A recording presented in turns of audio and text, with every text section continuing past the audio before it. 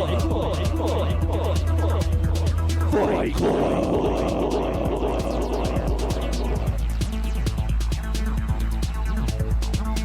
Not gonna lie, I thought this one had the North Texas Let's get ready to Fight Club. Boom! Welcome to the Fight Club, baby. This is the round before the championship round. The penultimate fight. Indeed it is. We have two heavy hitters on this week's episode of the Fight Club. We have Mike Tomlin, a mainstay, a staple of the Fight Club. The man has racked up wins. And then Pete Carroll, the darling of the first ever Fight Club, making his return appearance in the third edition of the Fight Club. Can the wise sage defeat the unrelenting pit bull that is Mike Tomlin? I mean, shit, we're about to find out now, aren't we? Now, Patrick, I feel like you had some words that you want to... Yeah, I'm just going to throw out there. Pete Carroll, 6-1 all time in his 7 fights. Mike Tomlin is 9-3 in his 12. Very similar. Yeah, very similar resumes. Carroll just missed a year. That's true. That is true. Who knows what Pete Carroll's record would be now if he didn't miss that year? But, you know... He might not be here now. Might not. We're not sure. But he's here now, and it's time now for Mike Tomlin versus Pete Carroll. Gentlemen, I'm going to go ahead and lead things off as always.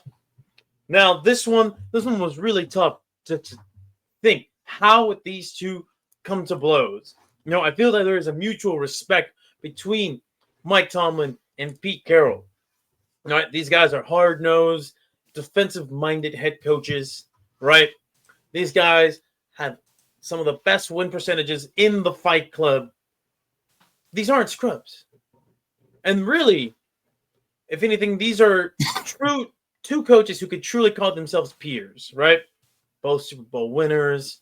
Both have had to deal with a multitude of large personalities and come out on the other end better for it. But enough of that.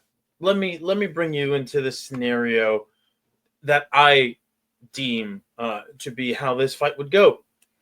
So, Mike Tomlin gets word of his opponent, and he says, in this news that he receives, it gets dropped by carrier pigeon, right? And you see the letter just floating down wistfully right into his hands, and it gives him the coordinates for where Pete Carroll is. Pete Carroll is in the Nevada desert, just outside of Vegas, meditating in the sandy desert. He's braving the elements, the high heats, the brutal cold nights, meditating, preparing himself for what could be his last fight in the Fight Club ever. He knows he doesn't have a lot of time, and he knows that his opponent is not one that he could take lightly. But in this case, Mike Tomlin decides, you know what? I will entertain the fact that I have to journey to my opponent. And so there he goes. He hops in his car, drives it all the way from Pittsburgh into the bordering lines of state lines of Nevada, and he ditches the car. He says, I'm going to trek this the rest of the way. I'm going to find Pete Carroll out in the desert. And as he makes his way through, he goes straight through the city of Vegas, avoiding as much temptation and sin as possible, just like Pete Carroll has to do. And boy, there is plenty of temptation on the way there, from overly overrated food establishments, hotels, and casinos. They try to charge Mike Tomlin a fee just for walking through the city of Vegas. But then he punches the shit out of the person that tries to do that, and then he just continues on, right? Naturally, he makes his way through Henderson, Nevada, and continues on to the deserts. And there he sees what seems like an oasis out in the distance, and a man seems to be levitating over the water, sitting crisscross applesauce, as they like to say, hovering in the air, eyes closed. You can see the aura around him, and it is the wise sage himself, Pete Carroll. Mike Tomlin never breaks eye contact with what appears to be his opponent. He just walks and continuously walks and walks and walks, and it seems like he's never getting any closer to Pete Carroll. There's no way that this is happening, right? Why does it feel like he's just been running in place for what seems like minutes on end now? And that is because he has entered a special field created by the chakra of one Pete Carroll, creating an illusion that Mike Tomlin has been going nowhere for quite some time. When in reality, if we were to see it from the outside the field, Mike Tomlin has been running for quite some distance. This is all part of Pete Carroll's techniques. He knows he cannot outmuscle this opponent. He can tire him out. And so he's using his wise, sagely powers to make sure that Mike Tomlin does not have enough stamina when they come to blows, because he knows these cheek parlor tricks can only get him so far. Mike Tomlin stops and he yells out, "Show yourself, coward. I'm tired of these cheap tricks. Fight me like the man that you are." And Pete Carroll obliges. He breaks the illusion, and from the sky he descends, still in his meditative pose, and he hovers around 3 feet off the ground, still sitting crisscross applesauce. And he says, "I've been waiting for you for a long time, Mike Tomlin. And it is time for me to test if you're truly worthy of the championship round." And so he comes back down onto the ground, both feet, does one of these, and there we go. Music that sounds like it's playing straight from Blade or The Matrix, real like heavy techno, just boom, boom, boom, boom, boom, boom, as they're exchanging blows. Pete Carroll just blocks punch after punch after kick after punch. And Mike Tomlin, seemingly at his wit's end and unable to really connect with anything, he gets desperate. Grabs some of the sand from the ground, does a little spinning back fist, and it's all a ruse to get Carroll off his ground. He's like, "What?" Sand right there into the eyes, and finally, Mike Tomlin's able to land a clean hit onto Pete Carroll, and he just flies backwards like. Just like that. All right. Again, I want you to think this is like 2000s fight choreography that we're talking about, okay? Crouching Tiger, Hidden Dragon. That's right. Pete Carroll spits out a little bit of blood and maybe a tooth. It's like, that was a nice hit. Now let me show you what I can do. And there he goes, and he does one of these. Here's Pete Carroll right here. Right, not Pete Carroll, Mike Tomlin. Here's Pete Carroll, bam, right to the face. Hits him 2 or 3 times, and then does another spinning kick, launching Mike Tomlin into a nearby cactus. Tomlin just screams in pain as he has all these spikes right into his back, and he's like, "All right, I guess we're doing this for real now, aren't we?" And the men run right at each other. Mike Tomlin has all the benefits of his youth, of the strength, of this unrelenting nature. And Mike Tomlin hopes that this can really propel him forward over Pete Carroll's experience in wise ways. But alas, as these men continue to come to blows, Pete Carroll knows that he needs to pull out all the stops. And so he does something very gnarly. He prepares himself for another charge from Mike Tomlin. And as Mike Tomlin comes in, he chops off one of his wrists and spews out acidic blood right into the eyes of Mike Tomlin. Pete Carroll chopped his own wrist off? Yes, to shoot blood right into a very acidic blood right into the eyes of Mike Tomlin, blinding his foe. Mike Tomlin covers his eyes and in a panic leaves himself defenseless And then that's when Pete Carroll goes for his signature technique, the exploding palm strike. What is it called again, Bethke? 5-finger exploding heart or something. We should all have it memorized. Technique. It's easily number one fatalities in the head coaching Fight Club. Mafia would be second. I mean, if you just generally log 5-point palm Mafia. exploding heart technique. 5-point palm exploding heart technique. 5-point palm exploding heart technique. So as he goes for the 5-point palm exploding heart technique, Mike Tomlin, knowing full well that this is something that he would have to encounter, has his own chakra focused right into his chest, essentially blocking Pete Carroll. Pete Carroll is astounded. Finally, someone has actually stopped my ultimate attack.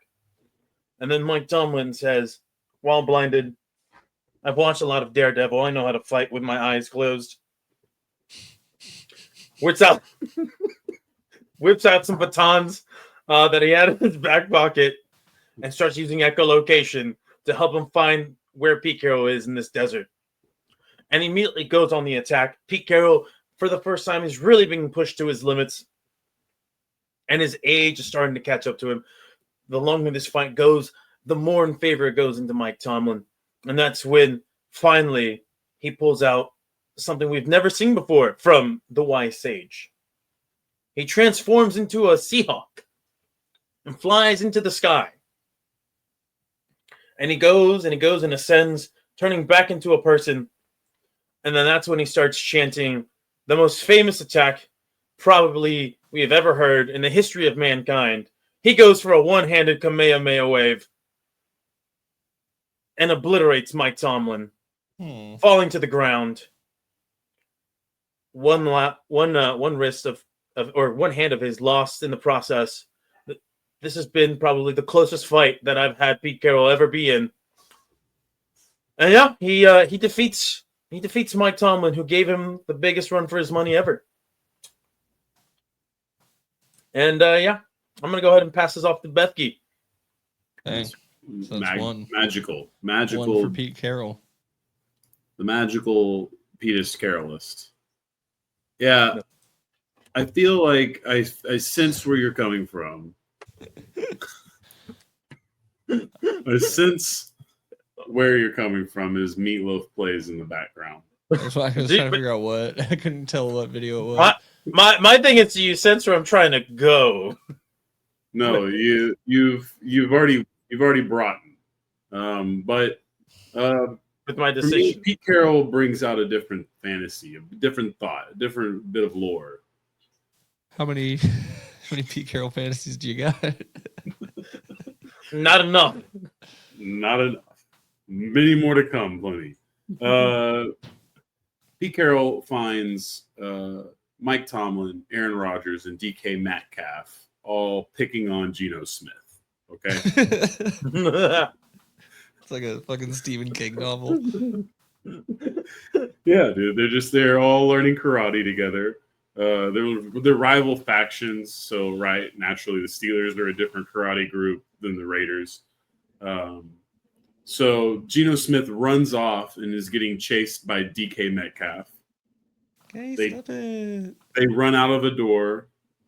All of a sudden, DK Metcalf just comes getting thrown back into the room on his ass. Pete Carroll slowly walks in.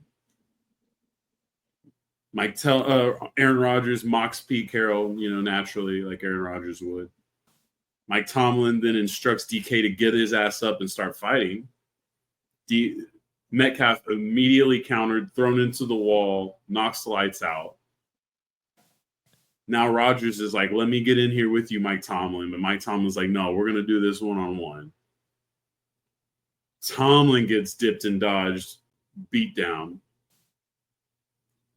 Carroll goes over to Aaron Rodgers. Of course, Aaron Rodgers is now going to give him the worst Krav Maga. He's going to go, he's doing all this goofiness. Pete Carroll continues to just beat his ass real quick, throws him out the window, impales him on a parking meter, okay? And then mocks him out the window. Does that little thing back to him, mocks his karate.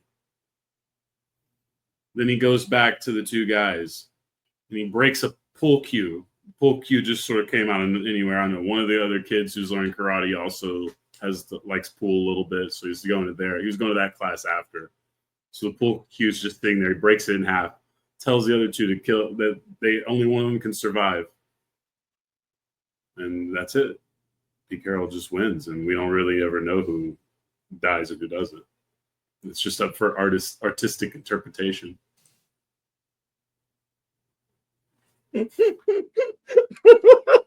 Patrick, look on your face. I knew coming into this that I likely wouldn't have much say in how this ended. Your stubborn obsession with this old man is confounding. Your relenting attempts to either upset me or just support Pete Carroll, I find befuddling. I would say it's if I'm being honest, it's just, I find it way easier to keep finding stupid old things to make, like that was just Karate Kid 3. Yeah. But a little more murderous, I guess. Yeah, if they were able to give it an R rating. So and use like Happy Gilmore level cameos. Yeah, exactly. Listen, I had a hope and a wish on the first one, right? With the oldest guy in the field, or I guess one of the oldest guys in the field. And it was just absolutely not allowed for me to happen in season 1. So when he came back, I was like, yes, we're gonna find a way. I also felt like we're still going chalk on the other side of the board. So then there was another inclination to really be extra jackassy with it this week. Yeah, well. Well, can we at least hear what you had in mind? Because I feel like I know who you have as true winner. But like the downfall is just, you know what I mean? Pete Carroll is still not won the title. Well, I got to tell you, sometimes what happens is if mine doesn't matter, I might hold on to my idea in case I want to use it again. That's so smart. What's going to happen? I'll have the same winner, just in a different way. What's gonna happen this time around is Tomlin and Carroll meet up. It's 5 a.m. No one else is out. They're at a track, some high school tracks, whatever's halfway between Vegas and Pittsburgh. I don't know. Is that like Nebraska maybe, or that feels like a general guess that I would believe. Geography. Definitely in the flyover part of the country. And they just formally and gentlemanly decide we're going to run until we can't run no more. We'll see. Because, Tomlin's like, look, I'm a lot stronger than you. I could straight beat you up. You had a better prediction there for halfway? Kansas? Yeah. That makes more sense. Kansas City even, but not even, probably like somewhere in the middle of Kansas. And then he's like, I don't want to do anything I don't want to do anything physical because obviously, even though I'm not a young man, I'm a young man compared to you. And he's like, and I don't want to do anything necessarily mental because you're a really smart guy. I think I'm kind of smart, but I know you're a really smart guy and I don't want to run that risk. So we'll run until we can't run no more. And from 5 a.m. till about 6:30 when Pete Carroll had a heart attack, they ran. And then he couldn't run no more. And Mike Tomlin won. God damn. You could have had him run until he just lost so much weight that he just is withered bones to and nothing. Yeah. And then he's grinding bone against track as it slowly shaves. It's just a half a millimeters off at a skeleton. time. Yeah, Anakin Skywalker's it the last 100 meters. Crazy. All right. Well, there you go, everybody. Yep. It is going to be Pete Carroll versus the fan favorite, or the favorite of at least two hosts of the show, against Jan Campbell for the 3rd annual Head Coach Fight Club Championship. Gentlemen, this one is going to be one for the record books, or I don't know, maybe not the record books. It's just one for the books. All right, They're all for the record books. yeah, that's true. Yeah. What are the records going in? Well, Then? I debate some canon and some, You can't. I mean, you can, but Because now this is Pete Carroll going in at 7-1. so Pete Carroll right? is 7-1, and he is fighting against someone named Dan. Dan Campbell, who Campbell. is 7-3. Ah. Yeah. All right. but So a again, new champion. Two top that's 10 nice. guys, two guys with 2 division titles. Campbell's been in 2 more fights that apparently he lost last year. Probably one. It was probably one in a division, and then Yeah. whatever. But that's what Mhm. that's what we're looking at. We will have a new champion. No team. No same team champion. And yet, you know what? This It was continues confusing to have someone win the head coach fight club, and then the next year the coach from that team, but a new coach also wins. Yeah, well, hey, listen. Sometimes fighters go out on top. Yeah. That's what Arthur Smith did. You know what? He went out on top, and he passed the mantle down. That And, makes him a great first champion, really. Yeah, I hope he it never does. gets another head coaching job again. I mean, it Never. definitely sounds. It Because definitely I would- sounds more like old school football, like Joe Namath, who obviously wasn't very good at quarterback, but he won a Super Bowl. He won one like the Super Bowl, but the first one, right? And that No, I think it was not the the third first one. one. It was the third one. He won the first one for the AFC, which was it. was I think it the was the deal. first one that was at the time called the Super Bowl. Am I wrong? it might have actually been. It might have been called that, and actively called Super Yeah. Bowl. Yeah, the reason it's so famous is because he guaranteed the win. Yeah, you yeah, know? and but the first on two paper are they were a much worse team. the first Yeah. two are Green Bay and Green Bay versus Kansas Kansas City. City, yeah. And if I'm not mistaken, the Jets played a team that I don't think they would be playing nowadays in the. No, Was it the Baltimore. Colts? It was Johnny Unitas' Baltimore Okay, Colts. yeah. That's why it was such a big deal that they won. Yeah, and like It this was basically like Rex Grossman calling his shot and beating Peyton that one time. Like if Hasselbeck was a Hasselbeck who did the "we're gonna get the ball, we're gonna score." Yeah. Yeah. Well, yeah. So it's wild No, because now you look That at one it was and crazy, bro. That's House crazy. Vegas. that's tough. the Baltimore Colts are an Mhm. you know, now the Indianapolis Colts, right? It's Yeah, funny just to see that they now play in the AFC, which the precursor to the AFC was the AFL. So you know, you could never have that happen again. Yeah. Or maybe you could. I don't know. But anyway, back to this though. Yes, it's Dan Campbell. It is Pete Carroll. We all know who the underdog here is, whether Patrick likes to believe it or not. look, I should have made this point earlier. I just now thought of it. I'm pro diversity, and the fact that in this new Trump America, you guys are just pushing these 2 white men to the top really says a lot about you. Two boomer white guys. Well, I guess one's Gen X. Yeah, one's a boomer, the other one's Jenna. So Listen. yeah, I mean, look, this is an interesting group, but I think nonetheless, we're We here. just will get young versus old. That's always fun. Yeah, and Yeah. listen, as far as Yeah. it goes with Mike Tomlin, you know, he's just one of Will those you guys expect that Mike McDaniel to be here. And also, in our defense, it's not like we have that many options. You know what I mean? I like that Blame you the picked NFL. I like for that you picked never the giving widest of the diversity options. it up. listen. If there was like a 70, Sorry, how old Ron is he? Rivera couldn't keep coaching Washington for you. Yeah, dude, he beat Mike McCarthy when he had cancer. What more do you want from us? Listen, You know, Raheem Morris won last year. yeah. All right, and I think who did he face? Do you have that? Mike Face Tomlin's last year. one of the most winningest. There's only so many champions. Raheem Morris beat Mike Tomlin in the championship. Look at that. You see what I mean? Last year was that, and you're right. It was a different administration. We got the word put Let's out. talk We were about like, year oh, we one. better Let's talk about comply. year one when it was Bill Belichick and Arthur Smith. Yeah, but that's different because Bill Belichick was still the evil empire, He and is it a was wizard, yeah. basically that one was just canonically how American cities work. That was just 2 gangsters, old Italian gangster mobs going after. Yeah, I was That's gonna say right. Belichick's not actually a human, so his race doesn't count. That's yeah. I mean, he still lost to human. You know, all right. mankind won against the machine that day.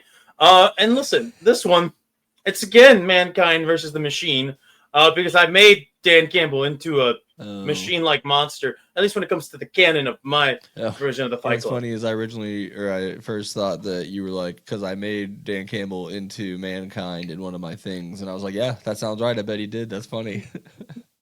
Dan Campbell as Mankind. And listen, I think right now I have Mr. Miyagi versus Steven Seagal in the final. It's not Yoda versus Vader. I have. Canonically, I created Steven Seagal last week. Oh, I got you. Then Mr. Miyagi this week. So I suppose they're both much more violent versions somehow. Yeah, I have this amalgamation of like, what is it, like Master Roshi, somebody that you would find in like Crouching Tiger, Hidden Dragon. I respect your choice to take some elements of Master Roshi out of the equation. Yeah. Look, it was the 90s. It was actually more like the 80s, but yeah, it was the 90s in America when we got it in English. Fair, but yeah, listen, we're in for a great one next week, and thank you guys for coming along with us to this journey of Fight Club. We'll finish it off strong next week. But we're gonna do a Fight Club Pro Bowl. Yeah, God, just a free for all with all. What's the skills competition look like? Who can take down the most heart medication? Yeah, who's fastest 5-finger, whatever the fuck. 5-finger heart explosion technique. Exploding palm. palm. I always forget palms in it. 5-point palm exploding heart technique. That's the part that always fucks me up is the palm technique. It's not finger, but there's the band called 5-Finger Death Punch, and so that's where we're all getting lost. Yeah, the 5-point palm exploding heart technique, the signature finisher of Dan Campbell and whatever her name, the bride. I forgot they don't actually give her a real name in that movie. Correct. Yeah. No, they do. They do this. They do the sequel technically. 2? I thought they still just called her. No, she's Beatrix Kiddo. Oh, I'm an idiot. Okay. That is a spoiler because they don't tell you in the first 2 once, and watching it felt like a fever dream because Kill Bill 2 is pretty good still. I know, no, it's just that like he crams like 9 different types of movie into that one movie, and watching it once, you're like the end of the movie is a bit long too. Well, it's just there's just so many different styles going on throughout. Yeah. It was a lot at once. I bet I'll enjoy it more the next time I see it. I just haven't gone back yet. I think you really just have to. That's one you just have to basically try to watch as closely together as possible. Like you just need to go ahead and ingest whatever. Make it a 6-hour experience. Yeah. I'll build in my own interlude to go outside and get some axe. Alrighty. Well, y'all. That's the thing I don't understand about refillable sodas and popcorn at the movies is like, I'm not leaving in the middle of this movie to go do that. Yeah, that's true. That's how they get you.